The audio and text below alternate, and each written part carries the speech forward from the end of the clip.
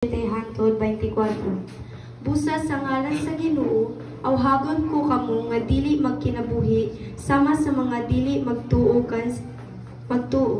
Kansang mga hunahuna walay hinungdan o kansang kaisipan anaa sa kanhiti.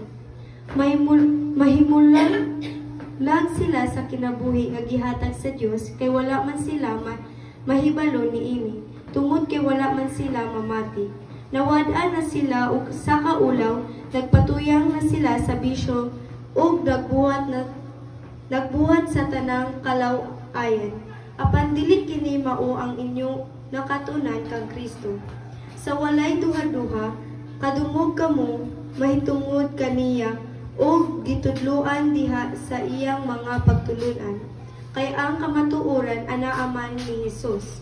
Busa hukasan ninyo ang daang pagkatawo nga maoy hinungdan sa inyong daotan kinabuhi kaniadto.